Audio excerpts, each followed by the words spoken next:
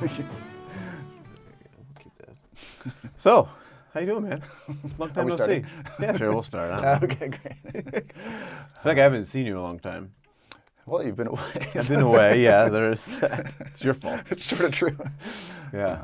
What's going on, man? How you been? Doing really good.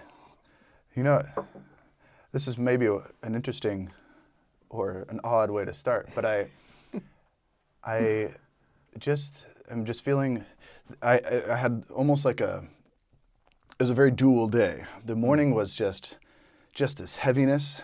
I actually think it was something trying to get me to not show up for what I needed to show up for today. And but I showed up and broke through, and this afternoon now, there's just a lot of grace. Ah, that's interesting how that And I don't know if I happens. want to get more specific at this point. It's very new. So Yeah. But it hasn't happened in a while that way. You know, when I was in the Joy Singers in LA, it would often happen that one of us would get sick or something like that, but before a big event or something like that, and there would just have to be this desire to push through, you know. And of course, Swami would often have, you know, he would fall or he would get sick or something before a big event, and it just always felt like it was darkness trying to stop him. So I don't know if I was really putting out a lot of light today or something that I needed to show up for this thing, but it was just very interesting. So anyway, I'm feeling good. It is interesting how, like, there's anytime you want to accomplish something or you set a goal for something, it's like the universe responds by giving you a challenge that you need to push through to, like, almost as a way of developing your strength. Yeah, and I kind of just feel like there was a chink in my armor, so to speak. Like this was a vulnerability, like this particular way that negativity and discouragement could kind of creep in.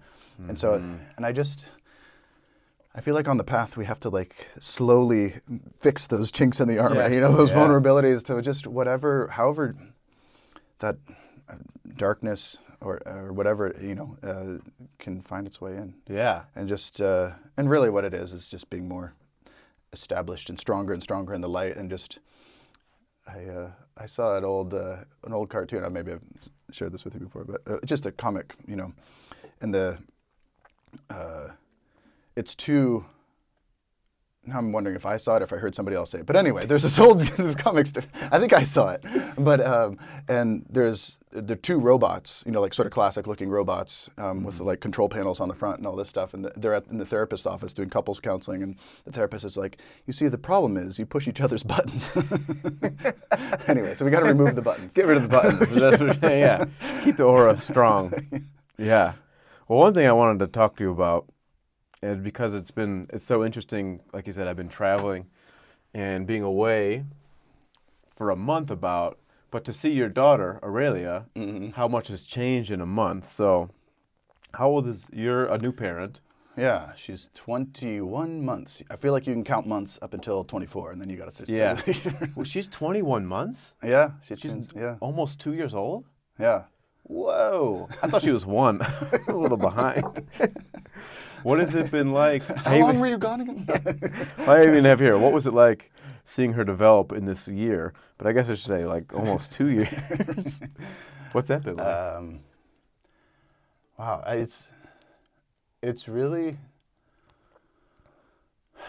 I mean, there's so many different like phases, you know. So it's hard to like pick one thing. And that's really one of the unique parts of it is every week almost just feels like a new thing. What we've been working with recently is all of a sudden just that, you know, that the language part of her brain all of a sudden is coming online, and so she's trying words and she's, you know, doing all this, and just again like week by week, almost day by day, with language, it's just there's a new word. Actually, really, it is day by day. She's like picking up another word or another, you know, and just all of a sudden over the last, you know, month or two or whatever. You know, she had a few little things before that, but then all of a sudden it just is, she's this process of discovery. And I think that is really what I've been tuning into with that. And then just how she's getting more in tune with her body and more explorative that way. Just that this idea of exploration and discovery and just that if I can't do it, I'll figure it out. And she just she has a lot of willpower, and so she's just an energy, and so she's just like, if I can't, Gayatri was saying the other day that Aurelia wouldn't accept any help putting on her shoes, but she couldn't do it immediately, and it took a good 20 or 30 minutes for her to do it. But she was just like, I am going to figure this out, and she did. Wow. And she did. So it's just it's such a helpful thing on the on the path, of course, just to be able to have that kind of energy, and just like, well, if I can't. Just because I can't do it now doesn't mean I won't be able to, and I'm not going to limit myself to my current reality. Yeah. Just because I can't go into samadhi now, it doesn't mean I won't be able to someday. Yeah. How do you approach that as a parent? Like how much do you allow the exploration and because you see her at the park yesterday, just climbing up real high and jumping and sliding, and it's like, how do you balance that as a parent? Look, I've been doing this 21 months, so I'm pretty much an expert. So,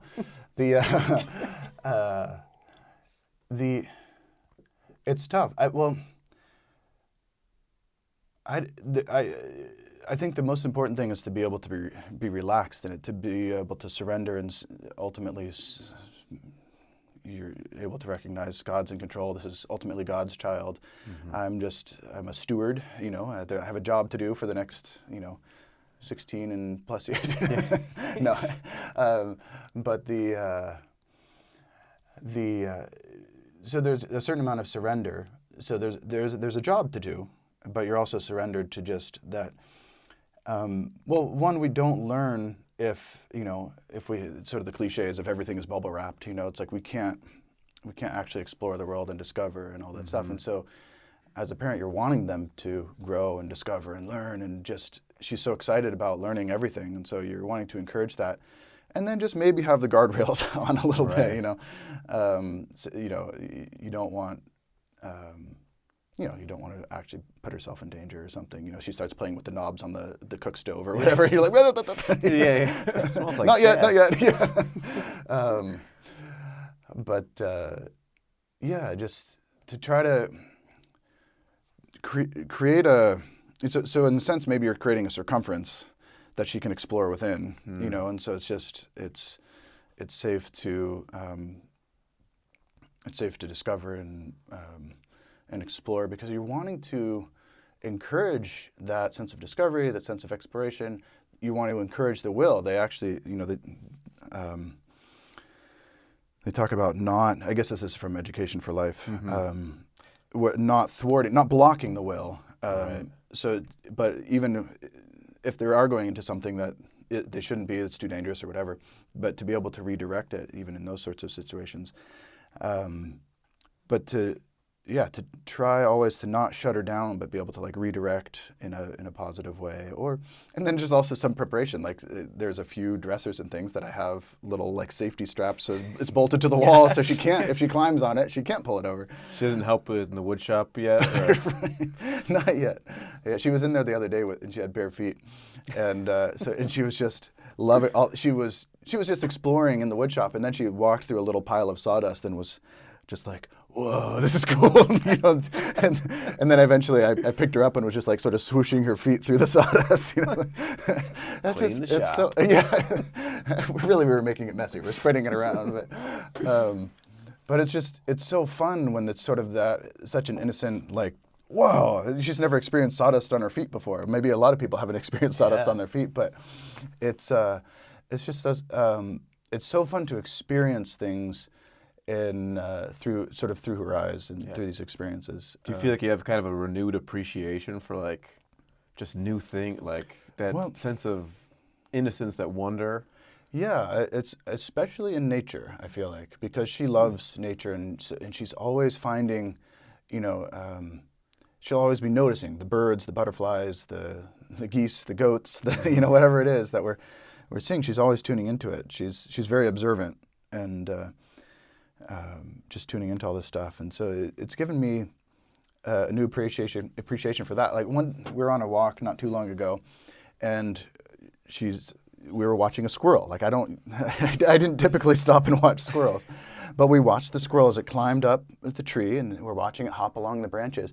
And we were on one of our roads here, and there's a spot where the squirrel could cross the road in the hopping from the branch then to the branches of another tree, and then came all the way down the other tree. And we watched the whole process as the squirrel is like making this whole arc over us, and it's so interesting to just be able to, as an adult, if you stopped and watched the squirrel climb, people might think you're weird, but you're doing it with a kid, and you're like, oh, Yeah. I get to just appreciate these things, that how amazing a squirrel is at hopping across those branches and jumping to the branch, and then and just how I don't know. It's interesting. How It's neat like and having beautiful a kid, it almost like gives you license to be a kid again. Right, exactly. It's Yeah. an excuse. I mean, it's really fun that way, and it keeps you on your toes, because you don't get to go into any. You're less able to just go into like, oh, this is a habit, this is how we do it, this is how we try to have a routine and stuff, but it's just everything's movable, and everything's and I think spiritually that's a good thing too, to not get stuck in a rut. It keeps you fluid, flexible. Yeah, to not feel like, because really, a tree is an amazing thing. It's like half of your lung right there. But we see so many, and as you just get older, you just take it for granted. Mm-hmm. Jay from the retreat, mm-hmm. he came here a few weeks ago and Nice. was talking a lot how he's getting interested in sharing nature and stuff, and just nice. how powerful that kind of philosophy is, and really like reigniting that childlike spirit. Like you lead people through these activities where you're like hugging a tree and talking to a tree, and oftentimes when they do these sharing nature retreats, you're leading like corporate people, like business people, executives, professionals, and you have them hugging a tree, and by the end of it, they're like a little kid again. It's like they rediscover that joy.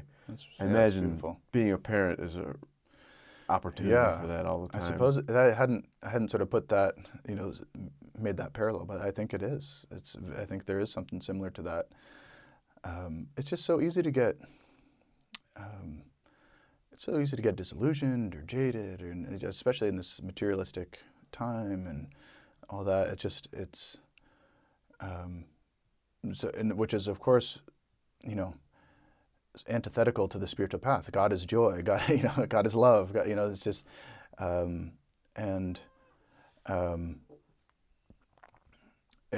think having a child helps you open your heart. Essentially, is what I'm saying, and learn to see God in nature and the child, and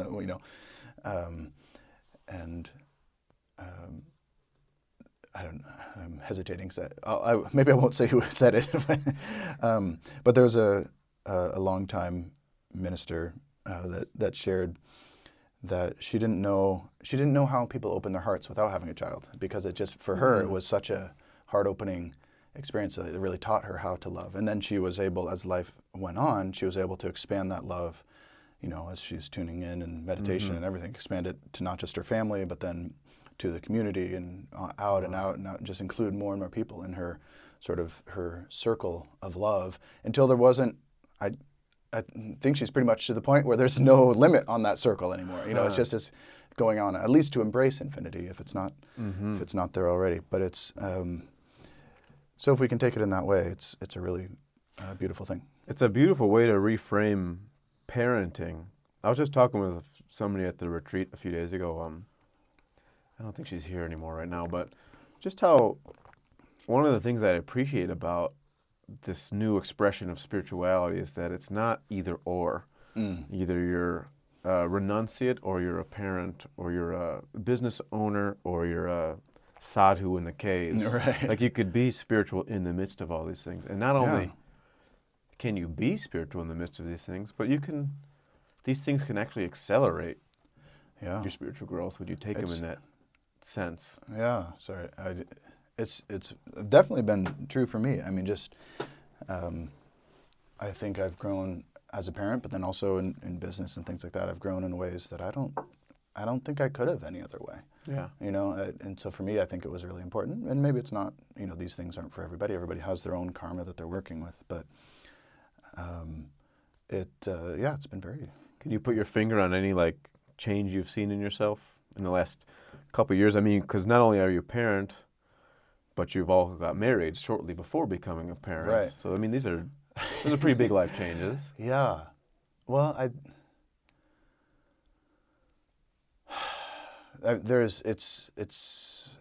think I'm different in a lot of different ways, and maybe they're fairly subtle, but just a lot having to do with opening the heart and learning to always. I started the conversation with learning to with showing up, but I think learning to show up and just knowing that I can't run away and hide. I just have to keep showing up, even if it's not, super convenient to my whatever mood I'm in that day or whatever. I just have to, especially being a parent, you just, the kid's crying. You've got to do something. You've got to, she's getting really antsy and wants to go out on a walk or whatever. It's just like, well, go on a walk. That's just what's happening. Or she's up for half of the night. You're just going to be up for half of the night, and learning to, live with an open heart, but also just that sense of acceptance and surrender into what life is bringing. More and more, I find myself able to do that. And then I think along with that, a sense losing any, I think I'm more, because of that heart open, that sense of surrender, I think I'm more optimistic just in the sense of, how do I mean this? Life is bringing us all different sorts of challenges and everything all the time. And there's just this sense of, for me, a sense of optimism about the future, and not in the sense that everything is going to turn out okay, but just more in the sense that God is with me, and I'll be able to maneuver through whatever it is.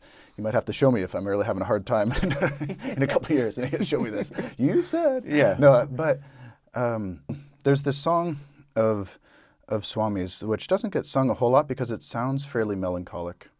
Melancholic, is that how you say that? Filled with melancholy. Works for me. Yeah. But he when he talked about that song, he said he was filled with joy as he wrote it. So it's, it's talking about this farmer that has built, a home, and he has a wife, and I don't know if children are mentioned in there, but he's built up his farm, he's done all this, but in the song, it all is destroyed and taken away eventually as life goes on. And the song ends with, he thought these fields, let's say, it goes through different verses, but he thought these fields would give him joy, let's say. I don't remember the exact words of the song. These farm fields or this family, this whatever, would give him joy. But joy he gave not first to them, so joy he's never known. And then the same with love. He thought the partner would give him love, but love he gave not first to them, so love he's never known. And so this idea that, I think this is actually, it was really showing me something in myself that that song was very profound for me some years back, and I made the point to give love, to show up and give love, rather than being like, well, like in a relationship, let's say, I'm like, well, my partner isn't giving me love today, but actually early on in our relationship, I would have, if I was getting into a negative space like that, I would just have this almost an affirmation or a mantra that I would just shake myself out of it with. It was very simply, you really like this person. You're in this little negative spiral, but you actually like this person, so maybe something's wrong with you. Like you're in a negative space. It's just, get out of it. Show up. That's what I'm talking about. Like it's letting go, and that showing up with love is what gets rid of that jaded, right? And showing up with that childlike joy to life is what gets rid of that jaded sense as well. Funny how it's such a tendency is to, immediately you switch to, what am I getting out of this? Yeah. what is this experience giving to me?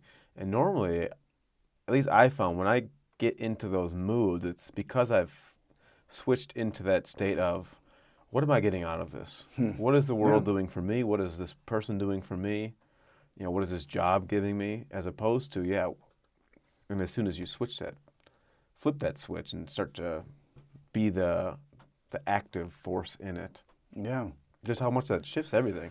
Yeah. I remember, I think it was Swami Devi years ago saying, I think she was, it's maybe a common thought, or maybe it comes from Swami's writings, I don't know. But just that if you want friends, go be a friend. Like, give it first, And I went, oh, I do want my friends. Why don't I start being a friend? Nobody why likes is me. no one? Yeah, why is no one? Sorry, I think you got plenty of friends. But it's like you have to give it Yeah. first. I mean, even Swami talks about it with meditation. You have to meditate with joy, not be like meditating and going, why don't I feel joyful? Because it's just affirming your separation. You have to say, I have God with me right now, and I'm, divine joy is flowing through me and affirming its own expansive reality. Like, I'm just a part of this flow of divine joy. I'm not making this up. This was out of Swami's writings too. But like, divine love through me is affirming infinite love. We can meditate with these things that it's with us right now, and we're just sort of this phrase. All we have to do is improve our knowing. We have to experience this more and more to know it on in body, mind, and soul, that we are part of that larger reality. But it's just we have to bring these qualities to it, and in some ways that's so simple, but it's it takes work. That's what's challenging. It's too soon. There's supposed to be. Why isn't this more complex? Yeah. How do you, just because you mentioned friendship, how does friendship play a role in your marriage? I think, well, Does it? we're friends, yeah.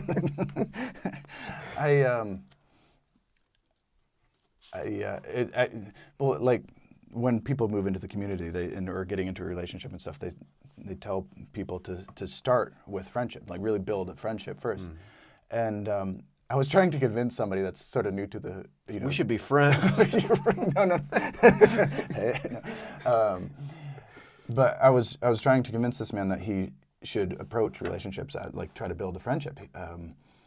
And he was having none of it. But it was interesting because I couldn't convince him that it was a positive thing. But what I would say is that when you're living with someone and building a life with someone, what to speak of having kids with someone, that you're gonna want somebody that you can rely on, and that you can still like when it's 2 a.m. and you're like, oh, what time is it? Why is the kid crying?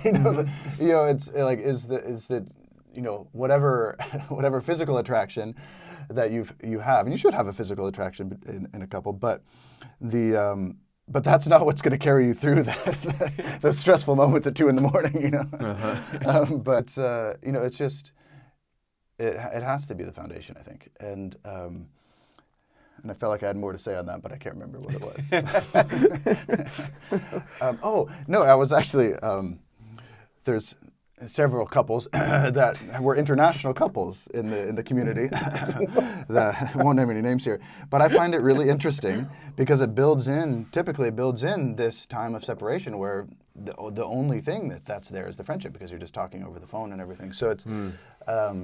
You could probably speak to this a lot more than I mean, not you, but somebody could probably speak.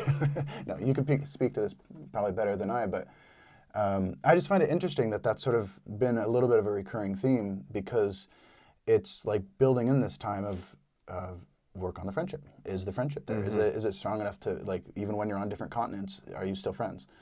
And I think it's actually an interesting way of, like, building in this. Right. It's time to build friendship. And you get to see. Yeah. How does is there really something there? I know my sister, she married a man who was in the Navy. I mean, they're still married. It's my brother-in-law. But there were just years where they wouldn't see each other. I mean, they would have trips here and there, but to the bulk of really the take time. They would write letters and stuff. It was like so Wow. old school, Right. which was really interesting. But they're very happily married now, and they Wow. took that time to cultivate. Wow. And Huh.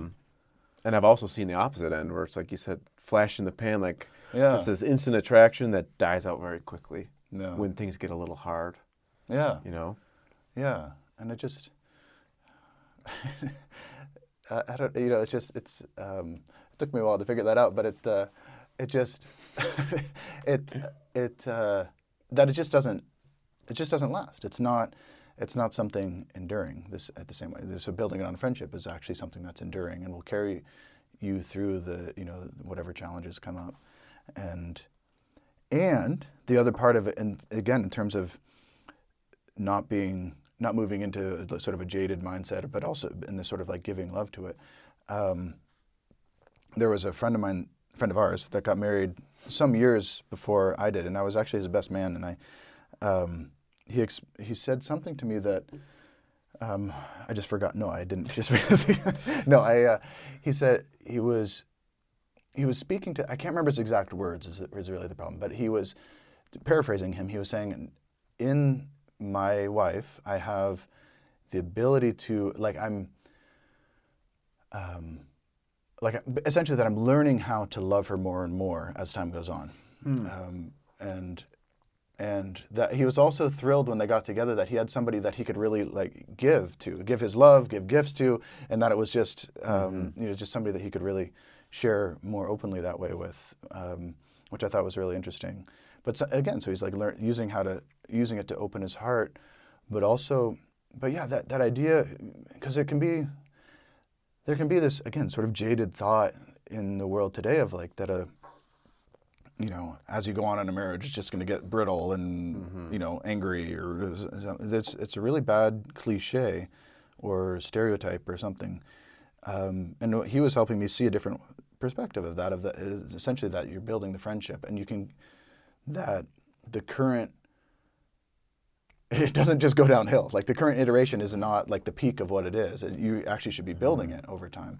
And that was a really helpful thought for me, because it just, with the modern cliches around marriage and stuff like that, I don't know, that wasn't, again, maybe that's an obvious thought, but it wasn't obvious to me somehow. It was something I had to really tune into, and I think I've been able to tune into different ways. But it's a good reminder now, like, I'm a couple years in, but to keep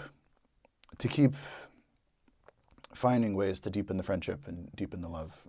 Did you ever think that you would be married like 5 years ago? I wanted to, but I was kind of giving up hope.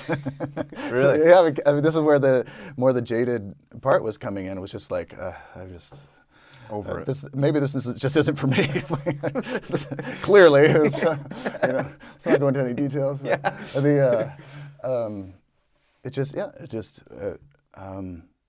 But but I think what Master was trying to get me to do was get to the point where I was very sincere in this. I would be happy the rest of my life not being in a relationship. I would just find a way to serve. I would just, my life is for you, Master. And it's sort of a seek ye first all the kingdom of God kind of thing. Because, and I just,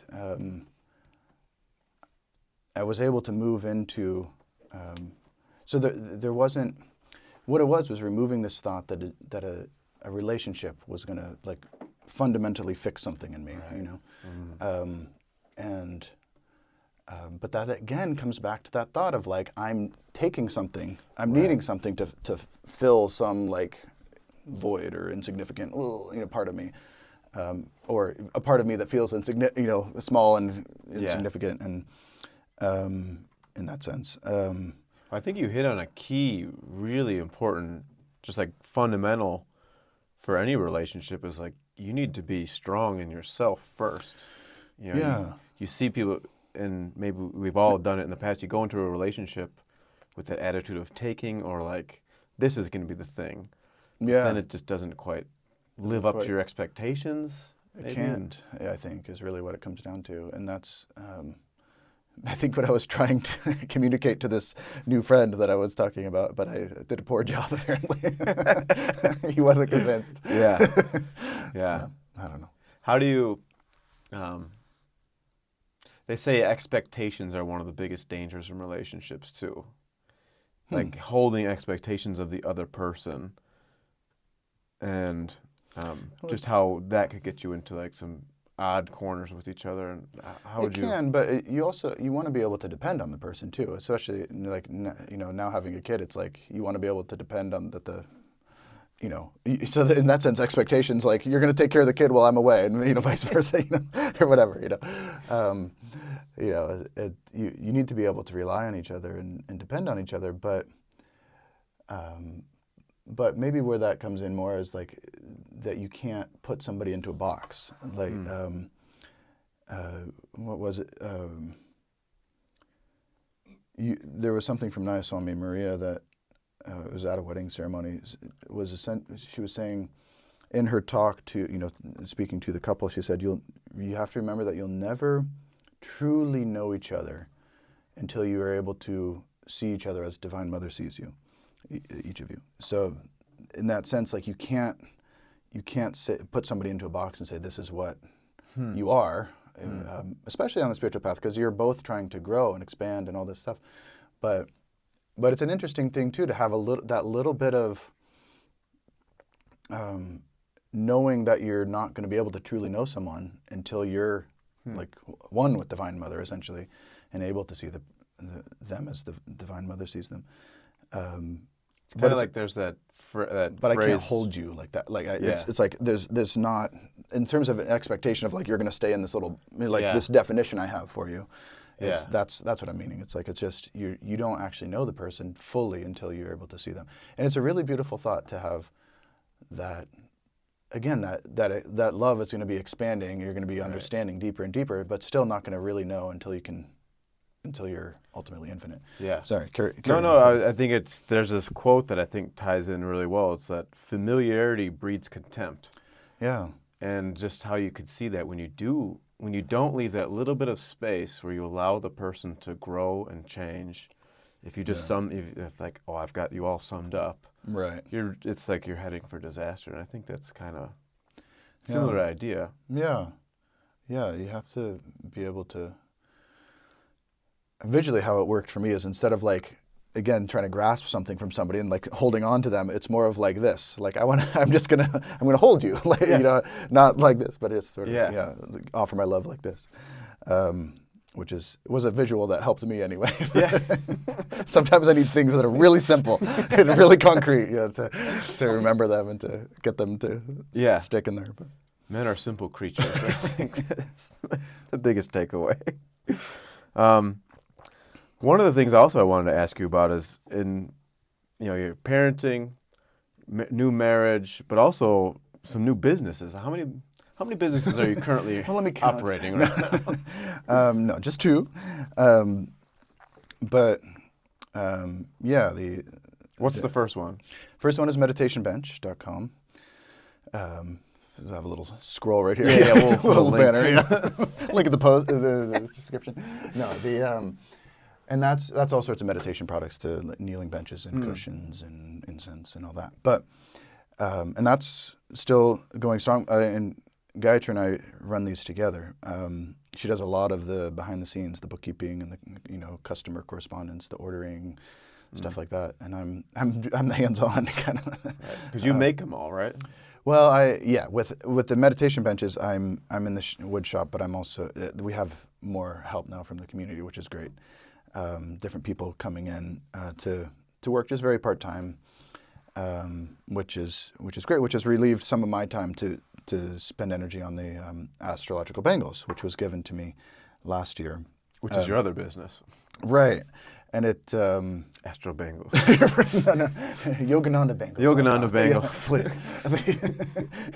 We're not associated with them. No, I don't. Yoganandabangles.com. But it kind of feels like... It kind of feels like the next octave or another incarnation, like the next step, because meditation products is really good for supporting people's meditation practice, very literally, right? You're just Good posture. yeah, supporting good posture. But then the Bangles are just like another. I'll pause for a moment. Yeah. Sorry, we'll edit this out. It's hard to hire good help. Yeah. No, she's amazing. No, She's my she is. Jamie. Could rename her if you want. No. Anyway, she's wonderful. But what were we talking about? Oh, the Bangles. It just feels like it's taking it to a more subtle level because it's supporting people's spiritual life. It comes to us from Sri Yukteswar, Yogananda's guru, and it's this way to build, strengthen your protective aura, and it provides like a lightning rod for negative karma to not hit you, at least to the severity that it would. Like maybe it would just be a scratch or something like that, and act as a lightning rod. So it's taking the karma for you. We still, we'll still have to face some, challenges in our lives, but they're, I don't know, it's mitigating a lot, and there's different really beautiful stories about that, it happening for people. Well, your wife has an interesting story about that, right? Gayatri, when she was in the hospital. Yeah, remind me. This is good. You got to know this. I know I should. She was actually given her bangle in the hospital. The man that made these previously, who passed away last year, went to visit her in the hospital and just put one on her arm and said, "Don't take this off." And she eventually insisted on paying him something for it, but he was at first not going to accept anything for it. He was really just actually giving it. She was having seizures, right? Yes.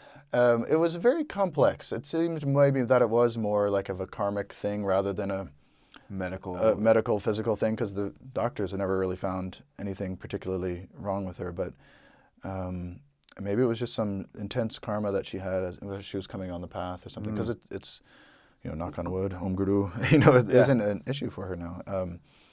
But it was, just very strange and complex karma that she was dealing with. And it did, and I don't know if it was that moment, but it has faded. It seemed maybe from there, it really did, it just faded away. But yeah, it was very, intense, severe karma. The interesting thing about your businesses is that meditation bench, you work with wood. Mm-hmm. At Yogananda Bangles, you work with gold, silver, copper. It's like you're working like very hands-on, grounding, elemental, fundamental elements. Yeah. And I mean, what's that?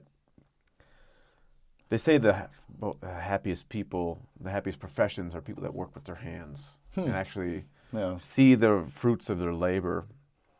I mean, so maybe you talk a little bit about what that experience has been like of actually working in buildings, working with wood, which I know is a passion of yours, is woodworking. You were admiring our table. Yeah. You Very came nice in earlier. maple. Yeah. The part I'm drawn to the most is with woodworking is creating like functional beauty, functional pieces of art. That's why I've really been drawn to building like coffee tables and things like that. I built the set of tables for the temple where Gayatri pointed out the other day that the table that is next to the speaker when they're talking in Sunday service, Jyotish and Devi both, when they're standing there, each of them puts their hand on it. And just kind of always has their hand there. It's really sweet. I'd noticed them do that sometimes, but I hadn't picked up on that. It was just really basically all the time. They just always have their hand there. It was very sweet. I don't know. It was touching to me. But that sort of thing, to create something that's beautiful but also very functional, is something that I'm drawn to with that. And really with woodworking, you're primarily trying to show off the beauty of the wood. Most of what I do isn't that complex, even these creative projects that I'm doing. It's not, there's some interesting elements and some things that are maybe a little difficult to do, but it's not, I go on YouTube and I see these extravagant, even tables or whatever people are doing, but for me it's there's something beautiful to me about just showing off a beautiful piece of wood and letting it be the beautiful centerpiece, and then making it the shape, and you've got to tune into all this stuff to what feels right with the whole piece. So it's not passive, but it's letting the wood itself be the centerpiece, not trying to I don't know. I just always feel like I would be inserting myself too much, almost, in a sense, but also part of it is just I don't have the it just doesn't draw me. I don't know. I was going to say I don't have the patience for it, but I am very patient in some aspects of my life. But just I'm really drawn to simple beauty is what it is, and to let the wood be the beautiful part, and just try to do what I can to accentuate that and stuff. But not, I'm not typically trying to do some super complicated thing. Right. And yeah. Even with the astrological bangles too, it's simple, functional beauty. Yeah. There's really nothing. It's true. They are relatively simple. This one's a little misshapen right now, but they are pretty simple. It was a bit of a process to learn how to do it, just because I'm coming from wood and embracing this, but it was very sweet. I had a little satsang with Jyotish and Devi as I was sort of taking on this dharma, and they were blessing me and everything. And they said, "We've seen your work with wood. You're an artisan. Mm-hmm. You're an artist that way. So we know you'll do a good job. You just have to transfer those skills to metal and stuff." And so that was a process, It's and it's really fortunate. The great thing about having some trial and error with these is that you can melt down the gold and start again. It's hard to do that with wood. Yeah, right. There's some projects with the wood shop where you cut the piece wrong, it's too short, as my dad used to say, and I think it's a common saying, you can cut it off twice and it's still too short. And so you'd have the scrap pile sometimes of these really nice pieces of wood, and you're like, I'll have a project I'll use that for someday. And then every once in a while you do. And but now you just have gold laying around everywhere. There's a few there's a few cloths that I use repeatedly with making the bangles or something, and this is particularly for drawing the gold into a wire, and then I have to lubricate it. So I'm using a cloth to put this lubrication on to draw it through again. I've seen tiny little flakes of gold in this cloth. I'm like, I wonder how much this cloth is worth. $4,000 rack. Yeah, if somebody wanted to.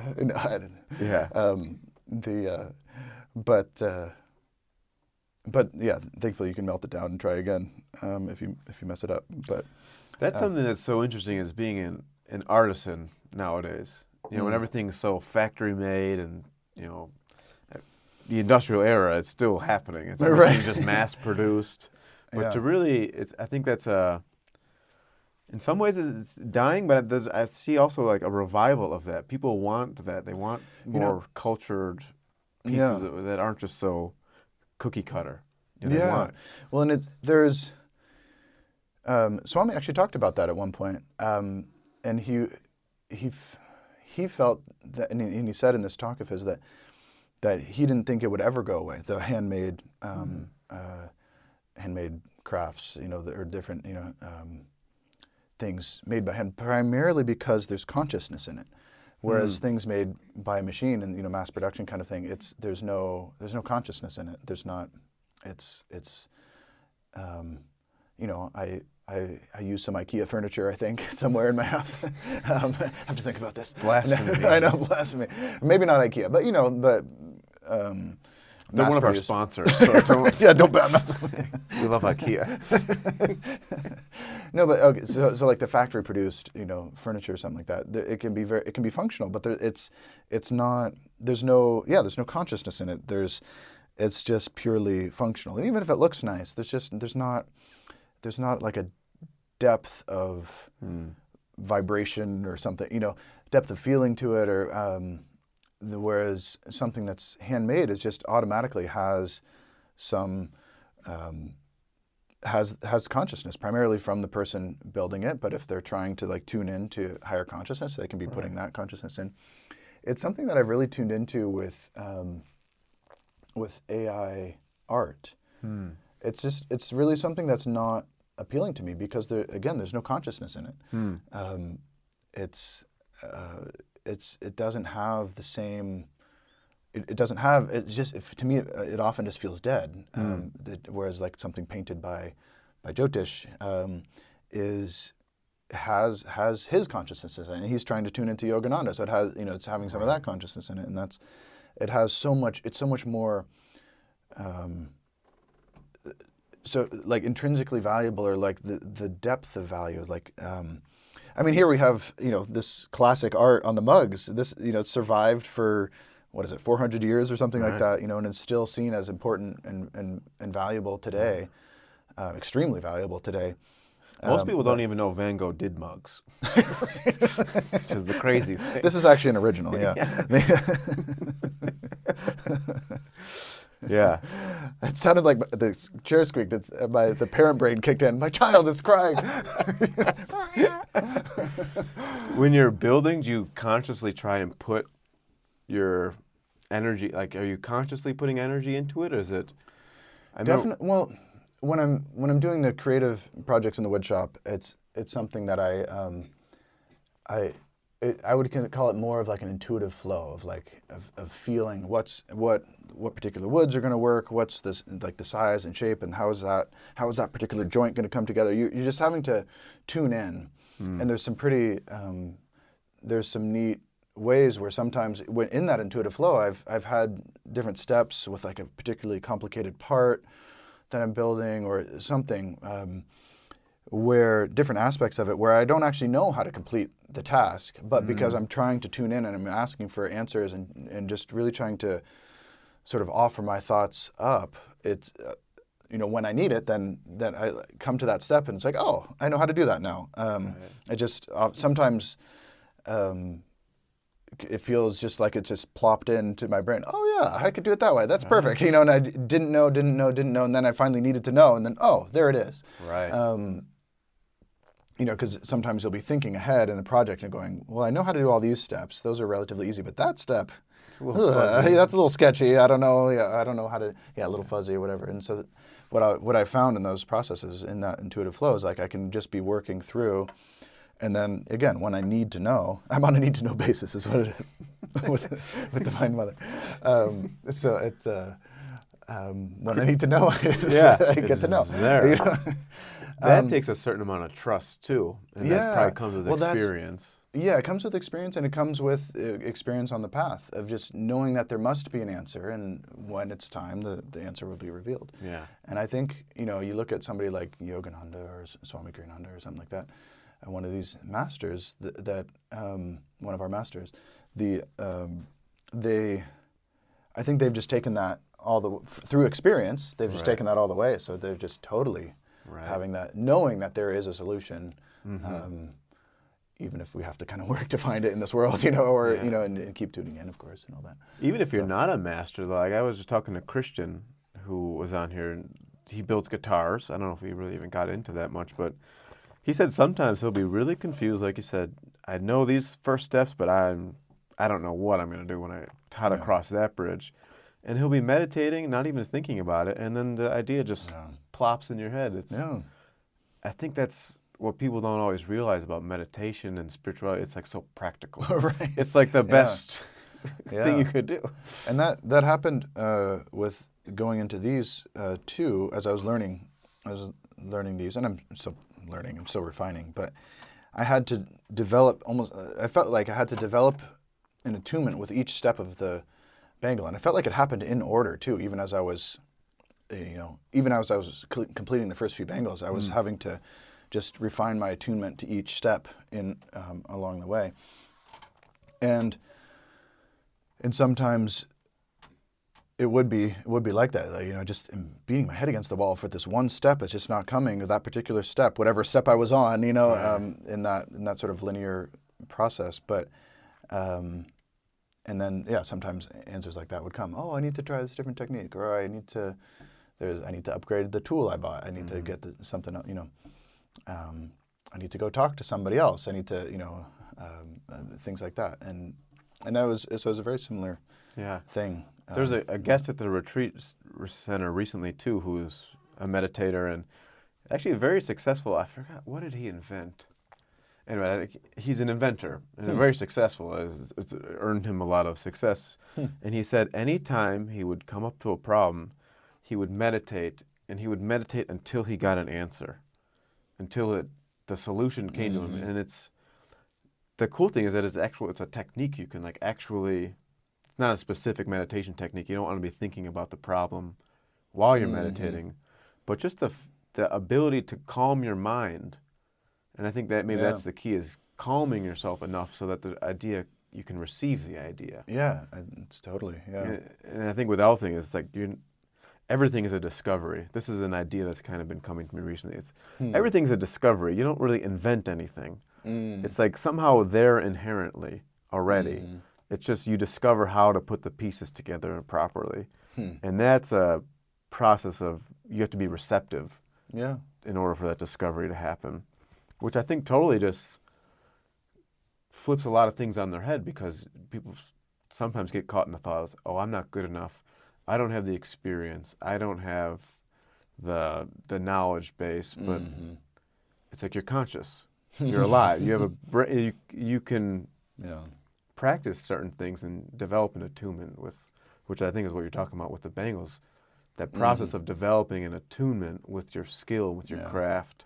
It's interesting because I, if I'd been given this, this dharma of doing the bangles, if I'd been given it in years past, I might not have had the faith, known from experience, that if I just keep putting one foot in front of the other and keep tuning in, keep going into that inner calmness and tuning in, that I know I'll be able to come out the other side.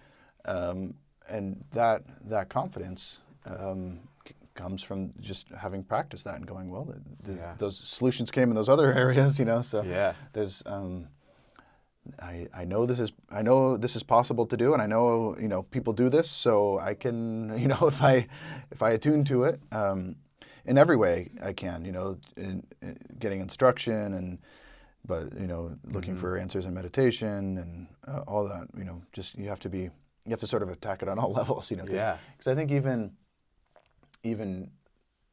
getting instruction and all that stuff is actually just helping you develop an attunement to whatever you're focusing on. It's not even so much about literally what's said, but it's like deepening your attunement, or like almost giving you a higher resolution image in some ways, of just like letting you see a little bit deeper, a little bit more refined. Well, that's one of the last things I wanted to ask you about also, is that you've kind of recently been getting back into teaching meditation and sharing meditation with people. And what's that experience been like? It's really nice. I've been wanting to do this for some time, and it's felt really good that way. It's always helpful to go back and when you have to explain something to somebody, you find you have to understand it deeper yourself. So that's always a blessing to be teaching these things,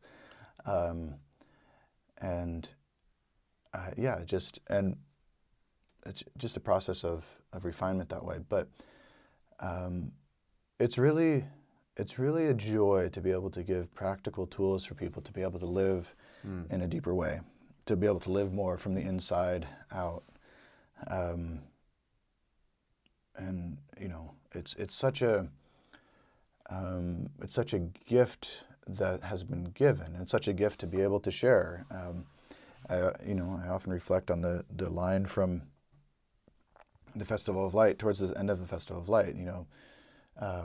Offer a prayer of gratitude to the infinite light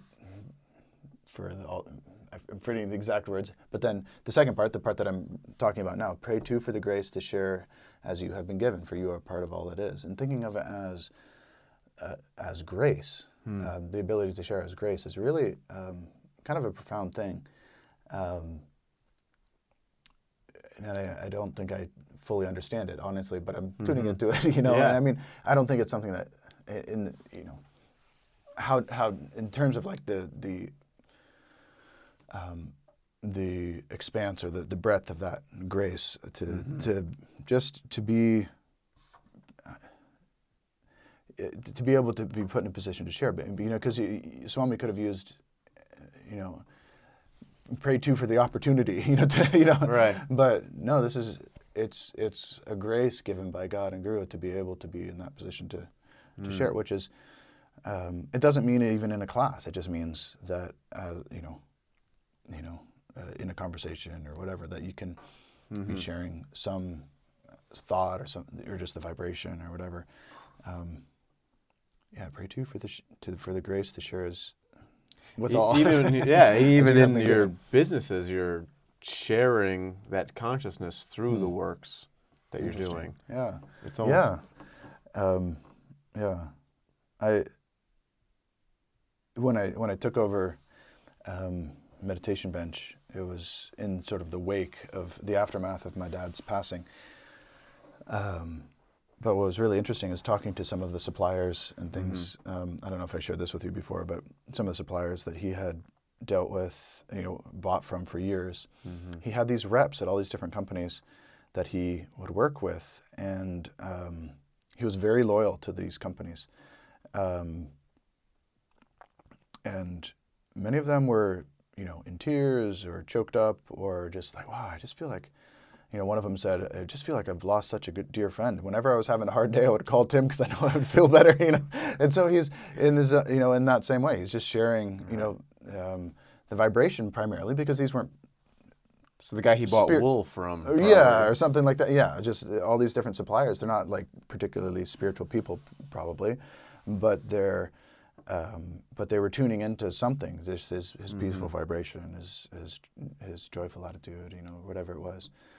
And so that's sort of speaking to that as well, and maybe a very like practical. I mean, you might have been talking about a little bit more of a subtle way, but it was just a good example for me in terms of how I worked with the company and the suppliers and all that stuff. What's interesting is one by one those reps that he worked with, the company downsized and the rep was let go, or the rep retired, the rep, whatever it was. One by one, they all were no longer with their companies, and so we, by and large, we don't use those companies anymore because I felt like the loyalty was to the individuals and to the company to a certain extent. There is still one where we buy our lumber from is local here or relatively local, and that we've been buying from him since like the early 90s or something. Wow. And he's seen all of us kids, because Dad would sometimes bring us down to, to if he's on a lumber run or something, and so he's seen all of us grow up, and now we have our kids of our own. It's just there's something really beautiful about that length of the relationship. And do you relate to how has being a father shaped your? Is there anything in retrospect? Do you see your dad differently now that you're a father? It definitely was something I would, he was always very like I bet that happens more, that shift happens more when they're living and you have a child. It probably helps you change your perspective. But since he passed away some years ago, that also really shifts your perspective on somebody when they're when they moved on to the astral world. You get to just you're somehow reflecting on them in a more impersonal way or more as a soul, because that's their reality now. And so I think a lot of that transition, or like seeing him in a different light, I think a lot of that happened then. But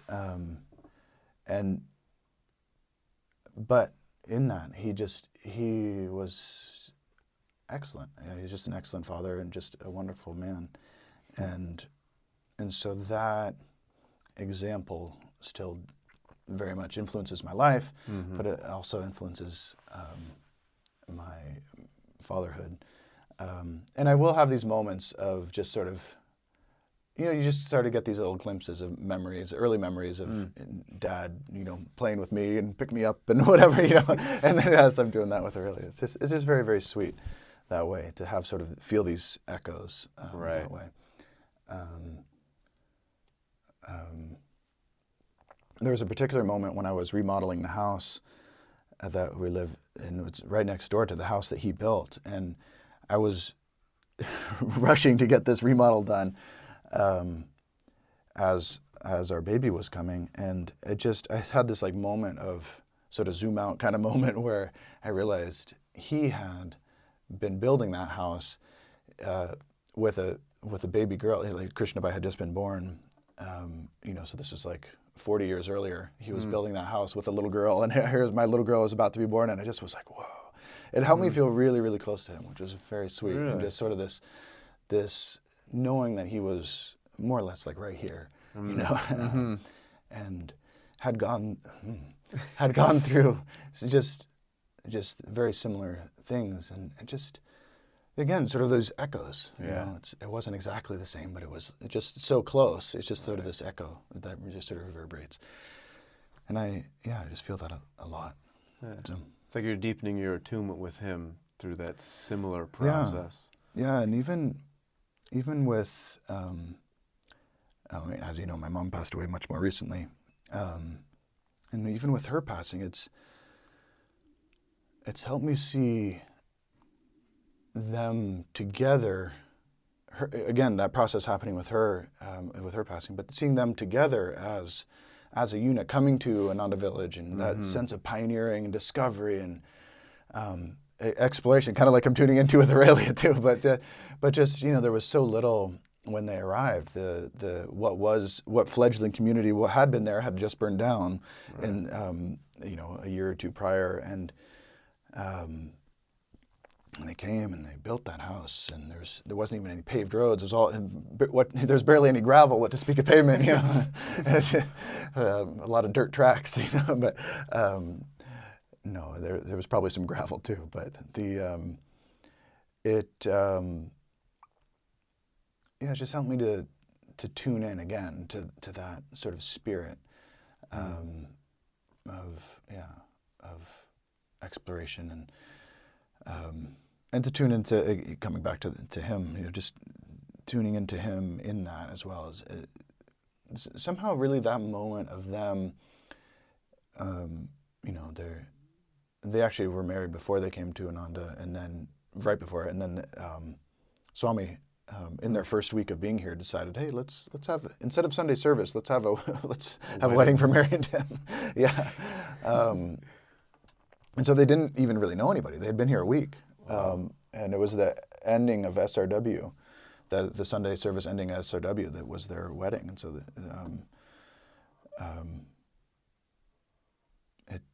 so anyway, just I've kind of lost where I was going with that, but just that sense of the sense of the new marriage, and the spirit coming on the spiritual path and being here, and just that sense of discovery. And life goes on, and you have to we experience our parents as kids, and then even as adults, we just sort of see this continuation. But tuning into that moment before somehow is letting me see their whole life in a different context. That's sort of a continuation of that exploration, and it's somehow making me appreciate it more deeply. Just the inspiration that they were feeling, and all, and then seeing my life as a continuation of that here now with my own daughter and all that, and I'm trying to let my life be that exploration because essentially, the Swami has this great line in the New Path on the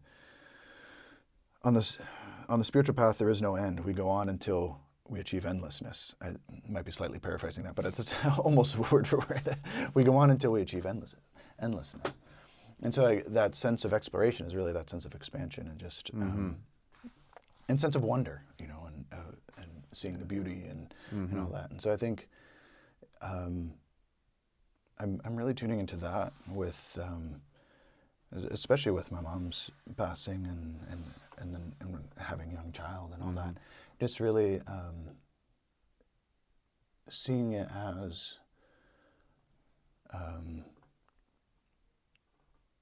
well, a journey that has no end, and that it's going to end in that expansion, that ultimate expansion. It's like those moments that help you tune into the ever newness of God, ever new joy of God, and having those little moments that remind you of the. And I think with both, I was next to both of my parents when they passed, and I got to see in those final weeks and days for each of them just become lighter and lighter. And finally just as if they were like shedding the physical world, the physical karma. I think they both were, were very high souls, and my mom and I, after my dad passed away, we were talking. We realized we had both, in his last week or two, had this vision of just that even if he had been healed, that it's almost like his vibration was barely able to even be on this plane. Like he would have had to go into seclusion, right, and then like come out once in a while just to like share a few like words of wisdom, a little bit of the high vibration with all of us, and then go back into seclusion. It would have just been a very, very different life. It really felt like he had just his energy had become not refined, and that it just he wouldn't have been able to be in this world the same way anymore. And it was interesting that we had both had that, and then talked about it later, but we had both had that intuition. And so that sense of lightness, it's just that, it's the journey that we're all on of just, and so why not have a sense of wonder about it? Why not, it's a journey to divine joy, and like going back to Swami's thought, we have to do this with joy. And so I'm just seeing it as this continuation of this pioneer spirit that they had, and this expansion, this joyful enthusiasm, and then moving on to just this finally this joyful expansion and inner freedom.